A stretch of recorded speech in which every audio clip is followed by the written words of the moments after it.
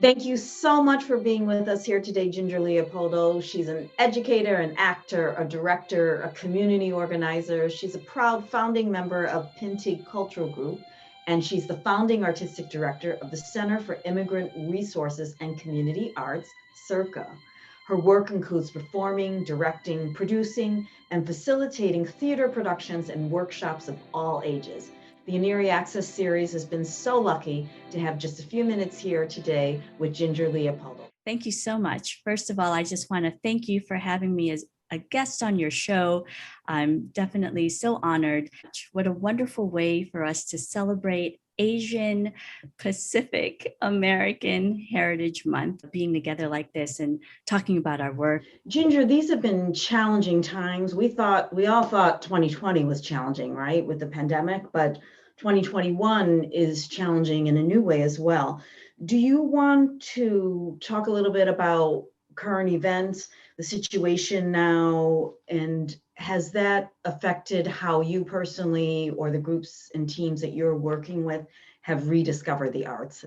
When we planned for our women's event in March, it was again in celebration of International Women's Day and of course Women's History also Month. Women's History Month. Really became a way for us to heal and process what happened in Atlanta, because the news had just come out of the women who were killed in Atlanta. March 2021 in Atlanta. Exactly, yes. And our event was March the 20th. So it had just been like so very recent news. Personally, for me, I mean, I remember traveling with my kids last summer.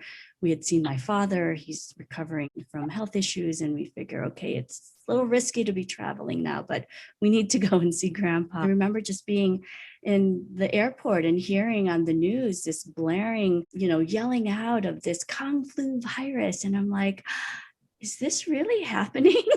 That the leader of our country is like propagating this. And look at us, 9-10 months later, all of these acts of violence are starting to rise. And so, these current events that are happening is just so heartbreaking, first of all. And it's also very shocking. Can't even imagine how the victims are managing their families. We actually had an incident that was so very close to home. My aunt's first cousin was the victim who was involved in the attack that happened in New York City. Wow. And literally, you almost become like one of those bystanders that just don't know what to do, what to react, how to react. I hope that she's okay now. She's recovering, yes. And fortunately, there was someone who called out, distracted the man who was beating on her enough that he stopped hurting her and walked away. But again, it's such a very difficult thing. So for as a community to come together and find ways to process, find ways to uplift, find ways to create dialogue, find ways to continue to build alliances. My other cousin, whose aunt was the one that was victimized, she feels that it was the assailant who had been failed as a youth. He must have had some mental health issues himself, She's a generous soul, Ginger. I don't know that all of us would agree with that, but that's and this very is generous. it, and is it that, we're fighting against other people of color or other marginalized communities? And is that part of the plan? But one of the things that we did when we all came together on April 1st, that was actually Pintig's 30th anniversary, is we came together as a community. Many of us hadn't seen one another for some time, but we've all been connected because of our theater company. And Louis Pascasio did a wonderful thing, actually, because again, it was just a time for healing, a time for processing. And he said, okay, I've got an assignment for everyone. Think about it. What would you say if someone yelled at you and said, you don't belong here? Go back to your country. And those are very harsh words to hear. I saw a Zoom clip on that very important program. Is that still online about how to handle that particular situation? Yes, well, we're definitely processing it as a community. And this is open to, folks who we've worked with in the past, folks who want to work with us, but we figure we've got to start from home. We've got to start from our own families. We've got to start with our friends, our colleagues, we don't talk about these things. I mean, I think the kind of theater we've been working on and, producing and doing are to tell these stories that aren't often told.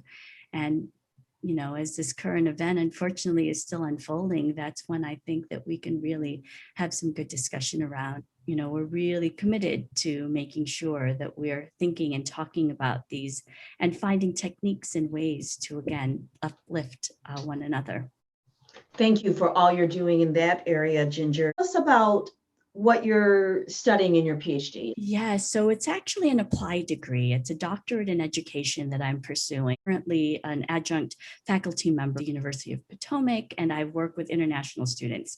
So I'm an ESL teacher for them, students from all over the world. Again, this whole global, society that we're in is also so very exciting. They are students that are here, F1 visa students who are just learning English. And so I get to teach them anywhere from grammar to business courses. My university students are all living here in the United States. So we should all be in person learning together. That's one of the criteria for, to keep their status. But of course, the pandemic, we've been online and remote.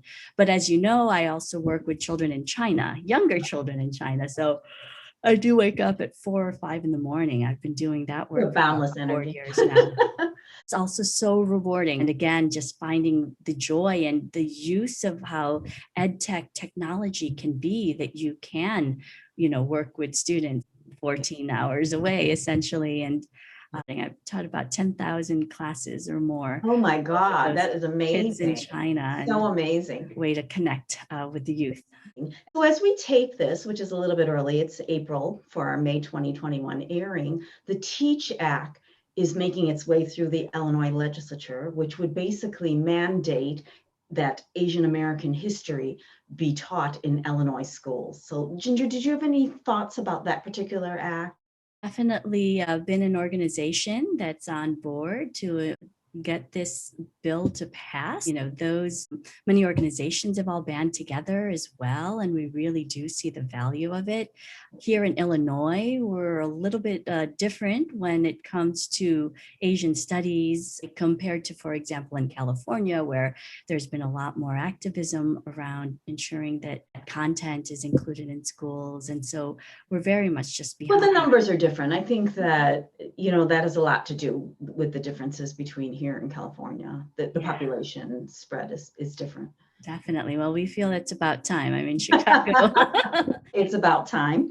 I know that we talked about another big theme, and if you want to say anything else on it, we've been sort of recurring on it, but the idea of Asian Pacific American representation, inclusion, whether it's as an artist or in other areas of your life. Well, I do want to mention some of the playwrights that we've worked with. I mentioned the Carlos Bulosan's story of America's in the Heart.